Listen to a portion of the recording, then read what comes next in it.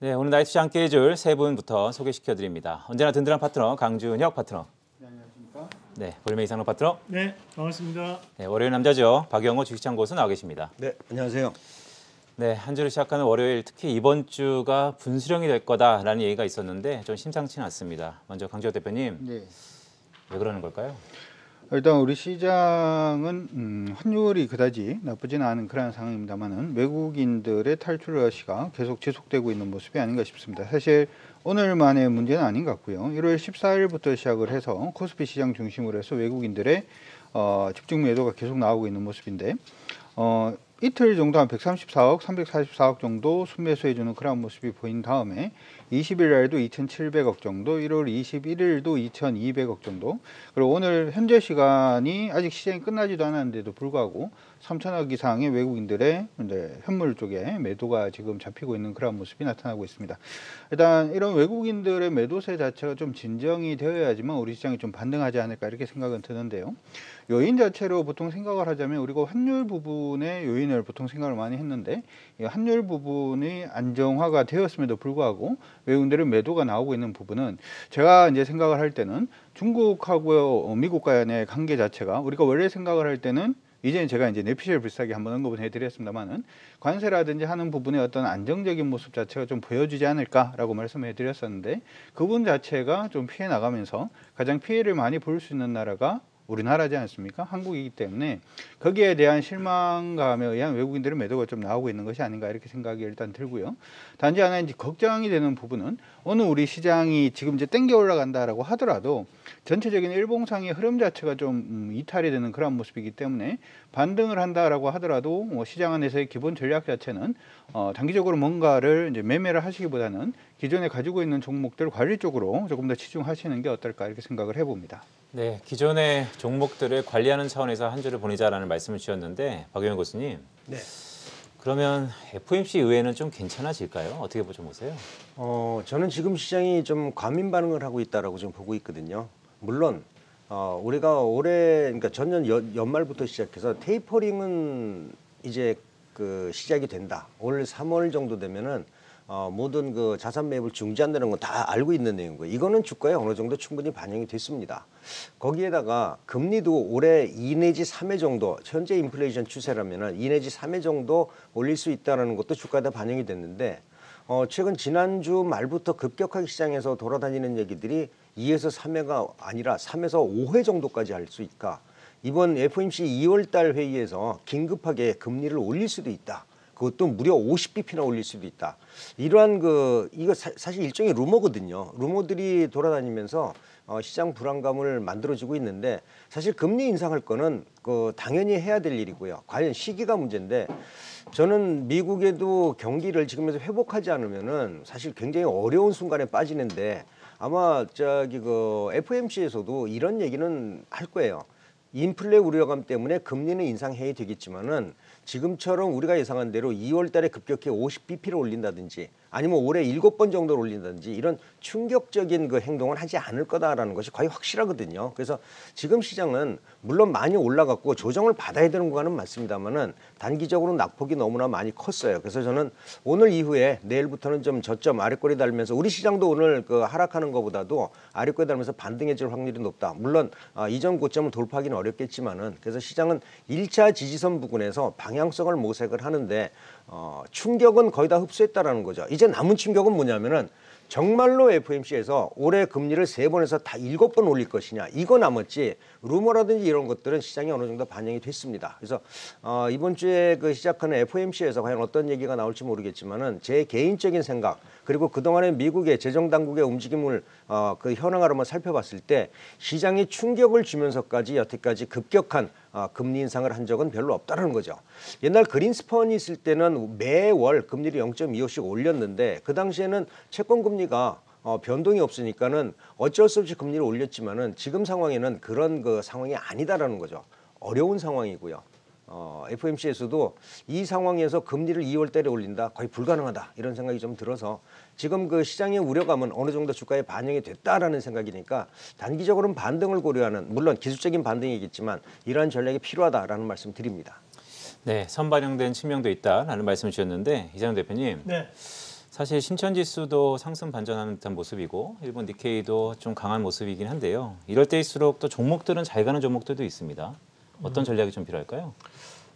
근데 지금 이제 우리가 한번 확인을 해봐야 되는 것이 미국과에 대한 디커플링도 어느 정도 일어나고 있다라는 거거든요. 그러면 이제 국내에서에 대한 문제도 분명히 있다라고 봐야 됩니다. 지금 현재 국내 같은 경우에는 작년 8월 달부터 시작을 해가지고 꾸준하게 이제 금리 인상을 해왔고, 그래서 1월 달까지 했기 때문에 이제 3번의 금리 인상을 했는 동안에 미국 같은 경우에는 아직까지 유동성에 대한 손을 대지 않고 있는 상황입니다. 그만큼 이제 금리 인상에 대한 부분에 대한 우려감은 있지만 실질적으로 이제 행하지 않았다는 부분, 그리고 이제 중국 같은 경우에는 오히려 금리 인하를 또 다시 한번 선택을 하는 분위기였는데요. 그래서 지금 현재 우리나라에 대한 선제적인 대응들이 뭐 환율에 대한 부분에서는 긍정적인 효과를 받을 수 있겠지만, 자, 문제는 이제 금리를 상승시킴으로써 이루어지는 뭐 물가에 대한 움직임이라든지 또는 유동성에 대한 축소적인 측면 자체로 우리가 좀 더 집중할 필요가 있다라는 거죠. 실질적으로 지금 현재 국내는 유동성이 계속적으로 축소가 되면 현재 주가는 빠져서 내려왔고, 거기에서 미국 같은 경우 FOMC를 앞두고 있는 상황인데, 실질적으로 미국 같은 경우에도 지금 현재 금리에 대한 부분을 섣불리 많은 뭐랄까 이제 금리에 대한 시행을 하기는 상당히 어려울 겁니다. 왜냐하면 다시 한 번 더 오미크론에 대한 영향으로 인해 가지고 실업률이 다시 한번 올라가고 있는 그런 상황들이기 때문에 예상에 대한 밴드 안에서에 대한 금리 인상을 할 가능성이 높은데, 다만 국내 같은 경우에는 이런 유동성에 대한 축소를 이루어내고 있는 상황에서 투자에 대한 여력이 지금 줄어들고 있는 그런 상황들이 나타나고 있고요. 거기에 따라서 지금 현재 기술주나 성장주에 대한 부분에서 보수적인 측면으로 접근을 하는 그런 상황들이 벌어진다고 보고 있습니다. 거기에 또 추가적으로 우리가 봐야 되는 것이 가상화폐 시장이 그럼 이대로 무너질 것인가? 또 그거는 아니었어요. 왜냐하면 가상화폐 같은 경우에도 지금 상당히 급락이 나타나고 난 다음에 저가에서는 다시 한번 잡아주는 움직임들이거든요. 이건 뭐냐면 결국에 유동성이 지금 줄어들었으니까 거기에 대해 보수적인 측면에 접근하더라도 이 정도 가격대에서는 지켜준다라는 얘기죠. 그러면 지수도 마찬가지로 봅니다. 현재 지수 같은 경우는 추가적인 하락이 좀 더 나타날 가능성이 저는 있다고 보는 시각인데요. 한번 차트를 보면서 말씀을 좀 드리도록 하겠습니다. 자, 저희가 이제 지난주 금요일 날 저희가 한국경제TV를 통해 가지고 공개 방송을 진행할 때 말씀드렸던 포인트 2,700, 2,750포인트였습니다. 뭐 하루 만에 지금 그 자리까지 지금 하락을 하고 있는 과정이고요. 대신에 이 자리에서에 대한 반등이 나타날 것인가? 일부 반등은 나오겠지만 추세적인 하락이 좀 더 나타난다면 제 예상이 틀리길 바랍니다. 2,600포인트까지는 우리가 조금 감안을 하고 지금 현재는 봐야 되는 시각이다 말씀도 함께 드리면서, 사실 국내에서에 대한 문제만을 찾아본다면 지금 대선을 앞두고 있는 상황이에요. 대선을 앞두고 있는 상황들이기 때문에 정책적인 부분에서의 판가름이 어떻게 날지, 또는 그런 정책에 대한 부분이 어떤 방향으로 흘러갈지에 대해서 미지수라는 거죠.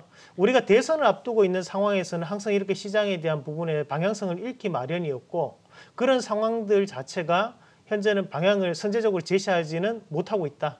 그래서 저는 1월 달에서는 어느 정도의 지금 하반 경직성으로 2,750포인트 부근에서에 대한 지지는 나타나겠지만 2월 달까지 본다면 2월 달에는 다시 한번 추가적인 하락이 나오면서 우리가 2,600포인트 전후에 대한 하락까지는 나올 수 있기 때문에 그것을 조금 감안하고 봐야 되지 않을까. 대신 3월 달부터 그리고 연말까지는 3,100 이상까지 다시 한번 올라올 수 있습니다. 그것을 생각을 하시면서 이번에 빠졌을 때는 좀 더 적극적으로 대응을 할 필요가 있다는 말씀까지 드리겠습니다. 네, 3월 대선 전까지는 1, 2월 달 조금 더 조정의 시기가 있을 거다라는 말씀을 주시면서 2,600포인트 하단 가능성까지 말씀 주셨습니다. 하지호 대표님. 예, 제가 이제 생각을 할 때 일단 금리 인상기에 우리가 투자를 할 때는 어떤 회사가 부채에 이제 강한 회사가 될 것인가, 아니면 부채 부분에 영향을 적게 받을 것인가에 대해서 고민들을 많이 하는데, 외국인들이 봤을 때는 국가별로 이번 사실은 코로나 터지면서 부채가 증가하는 부분 조금 다른 부분이 있었죠.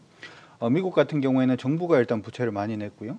중국 같은 경우에는 기업이 부채를 많이 냈는데, 대한민국의 경우에는 국민이 부채를 많이 냈습니다. 그러면 금리가 올라가는 부분에서 국가가 부채 내는 거는 국가가 그냥 알아서 하면 됩니다.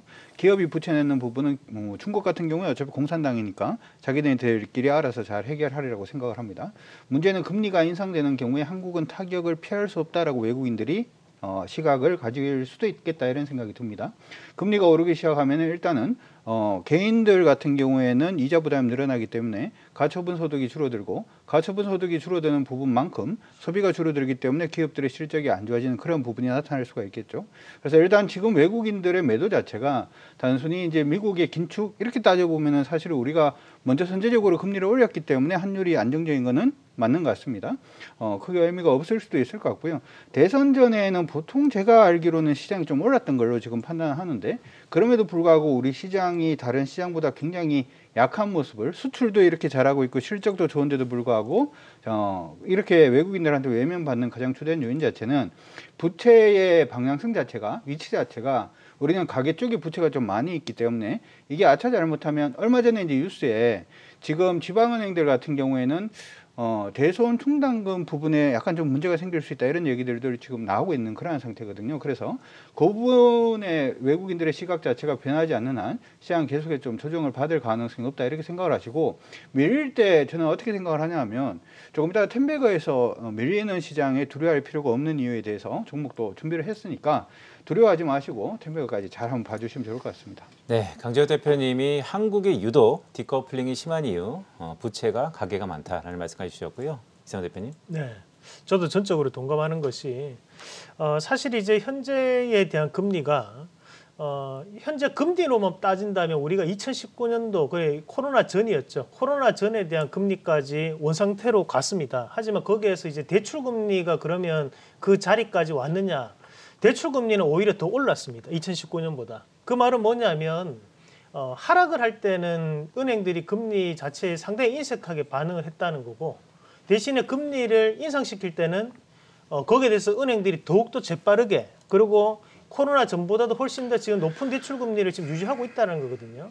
그러면 거기에 대해서 지금 현재 기재부에서도 계속적인 판단 착오 미스가 난다는 거죠. 세수 확보를 많이 해놓고 자기네들이 계산할 때는 적었다는 얘기를 계속 하고 있는데 그 돈이 한두 푼에 대한 차이가 아니고 60조에 대한 차이는 50조에 대한 차이가 벌어져 버리니까 그러면 은행들도 지금 우리금융에서도 얼마 전에 뉴스 나왔던 것이 본인들에 대한 이익금이 4조가 넘었다.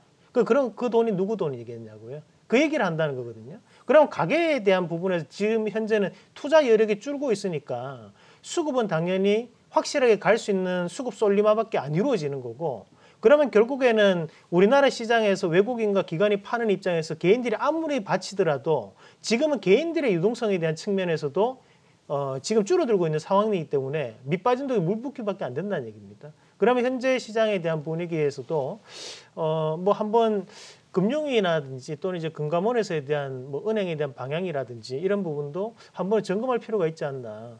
그리고 지금 국내에 대한 증시도 외국의 사례에 대비해서는 상당한 하락폭이 좀 나타나는 거거든요. 그럼 거기에 대한 부분에서 점검도 이루어져야 되는 것이 아닌가.